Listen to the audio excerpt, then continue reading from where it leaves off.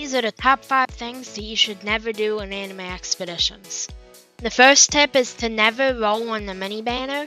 Even if it has a meta unit like Puppet or Yuta, it is still absolutely mid to roll on this because you have no chance of getting Megumi from the secret pity. And on top of that, don't try and overly roll until you're level 10 because you cannot get Megumi until then. So that you need to make sure to level up. All you really need before you're level 10 is Stone Alchemist, Ramen Guy, and maybe like Puppet, Yuta, or Doflamingo, or something like that.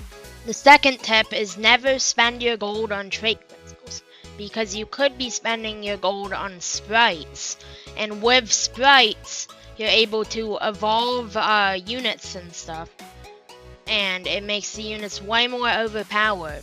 Like, see, this one does 100 damage, and then it goes all the way up to 140, and it gains 3 more upgrades that makes it go up to 1.2k instead of 600. That is such a huge difference. It's just so much more worth it to do that instead of getting the trait rerolls. And you also can get the Hex Blade, but that is only usable on Megumi, so don't waste your sprites on it if you don't have Megumi. The next tip is make sure to do headliner, because it will give you these event coins for getting these different headliners. And it's just so easy to get them and stuff. And then with those coins, you're able to buy the sprites and some trait crystals if you really want to.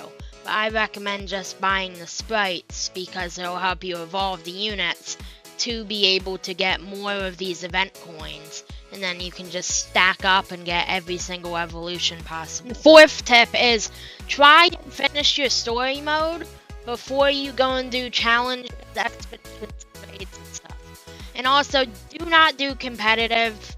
It's just a waste of your time unless if you have Megumi, Kenpachi, or Itachi, or one of the other like super overpowered mythics and teams. Another thing is Sandbox gives you no points or anything. Just meant to test out your units. So don't go in there thinking it's gonna give you stuff. That doesn't seem like that good of a tip, but it might be useful to some people that know absolutely nothing about the game. And also another thing with the story mode is I recommend doing the hard and just finishing all of the hard mode. More gems, and with more gems you're able to roll more and you get a higher chance of getting Megumi. It's basically more bang for your buck of how long you're playing the game. So you don't have to grind hours and hours. It can just be like 2 hours total. Finally, for the last tip, make sure to use the unit and equipment index.